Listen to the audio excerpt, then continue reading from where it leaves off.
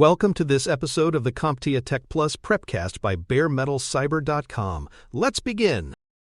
When most people think about planning a project, the first things that come to mind are schedules and budgets. Those are critical, but if you stop there, you're leaving major gaps in how you manage the work. A truly complete plan needs more than just timelines and cost tracking. It also has to prepare for risks, make sure the quality is built in from the start, and have a clear path for handing over the deliverable at the end. Risk planning is about foreseeing and addressing potential problems before they disrupt the work. Quality planning ensures every deliverable meets the agreed standards without costly rework. Transition planning makes sure that, when the project wraps up, the receiving team is ready to take ownership without confusion or downtime.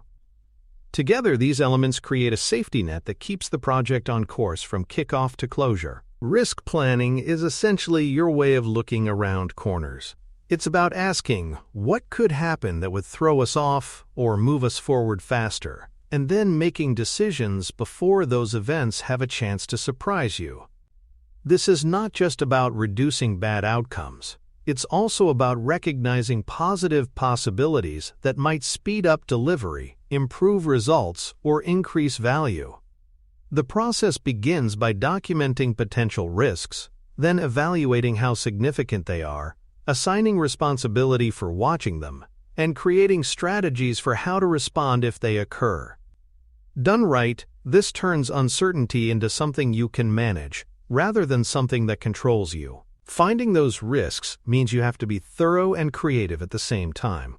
This is not a single activity. It's an ongoing part of the project. You can hold brainstorming sessions with the project team, use checklists based on prior experience, analyze data from past projects, or seek input from subject matter experts who know where trouble tends to appear. Risks can be purely technical, like a key system failing, or they can come from outside forces, such as regulatory changes or supply chain disruptions. They can also be internal, such as losing key staff or tied to resource shortages. The earlier you detect them, the more options you have to plan for them, which is why a formal risk log should be started early and updated regularly. Once risks are identified, you need a way to sort through them so you're focusing your time where it matters most.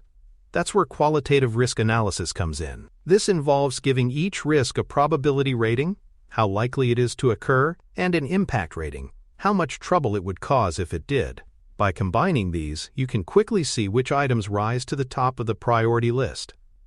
Tools like a probability impact matrix make this visible, helping you communicate clearly to the team and stakeholders which risks deserve immediate attention. The higher the score, the more likely it will need either deeper analysis or proactive response planning. In certain projects, especially those with high stakes or tight constraints, qualitative ratings are not enough. That's when you move into quantitative risk analysis, where you assign actual numbers to potential outcomes.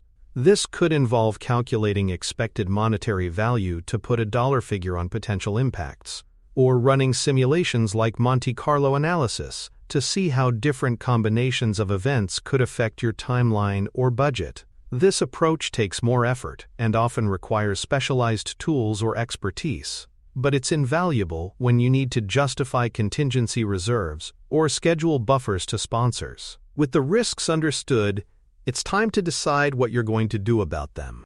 For negative risks, things that could harm the project, you might avoid them entirely by changing the plan. Reduce the chance or impact through mitigation.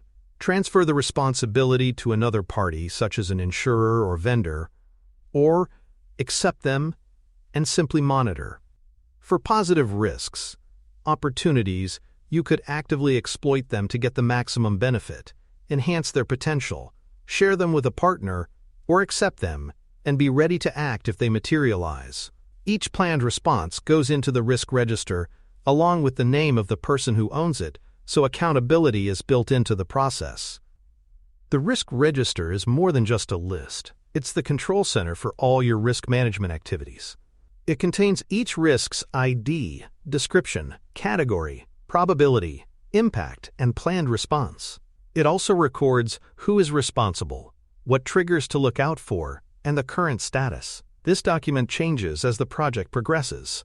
Some risks will be closed, new ones will appear, and response strategies may shift. Because it captures the complete risk picture in one place, it's the primary tool for keeping the project team and stakeholders aligned on what threats and opportunities are being managed and how. For more cyber-related content and books, please check out cyberauthor.me.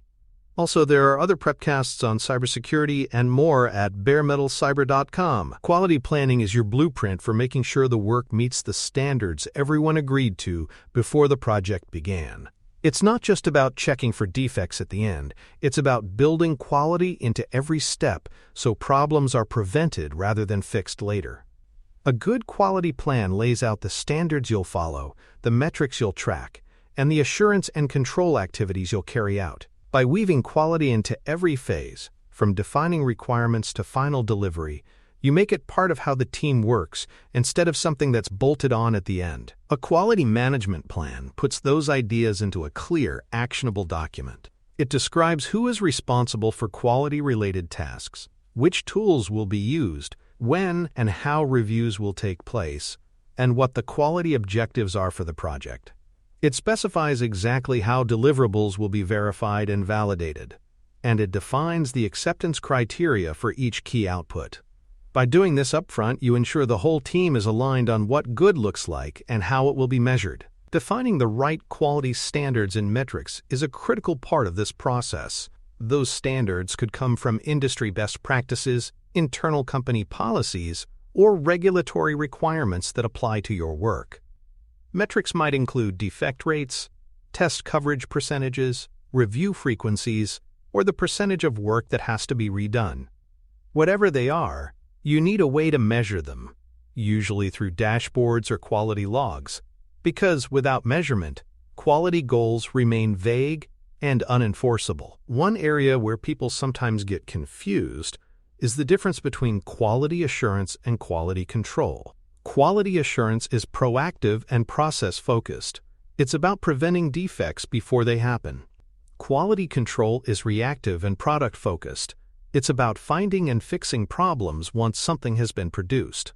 QA activities might include audits, process improvements, and peer reviews, while QC activities include inspections, testing, and final acceptance checks. Both are important, but QA helps you avoid the expensive mistakes that QC will otherwise have to catch. To make quality real in a project, you need to integrate QA activities into the schedule from the very start. That means giving reviews, checkpoints, and audits their own time slots and resource assignments, just like you would for technical work. When QA is visible on the schedule, it's harder for it to be rushed or skipped under deadline pressure. And timing matters. If you wait until late in the process to look for problems, you may find that fixing them is either extremely costly or impossible. Deliverable validation is another piece of the quality puzzle.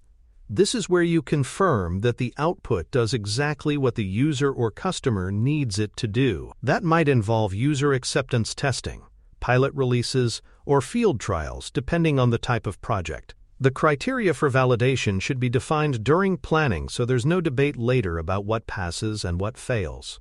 User feedback during this stage is essential. Sometimes it confirms you've hit the mark, and other times it's your opportunity to make final adjustments before full release. Transition planning is all about what happens after your team has finished building the deliverable. It's preparing the organization to adopt, operate, or support whatever you've delivered. This involves more than just a technical handoff. It includes training people, providing documentation, and ensuring the right resources are in place. A smooth transition means there's no drop in performance or service when your project ends and operations take over. Part of transition planning is creating training and knowledge transfer plans.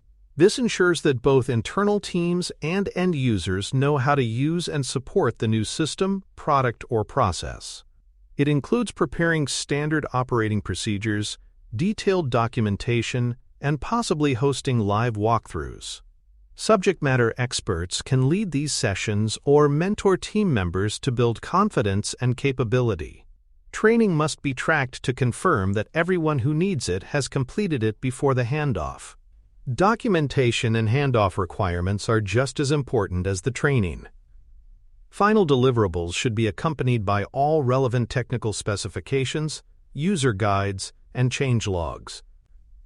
The receiving team needs this information to maintain and support the system without constant back and forth with the project team. In some cases, a formal delivery confirmation or sign-off is used to close out the transition.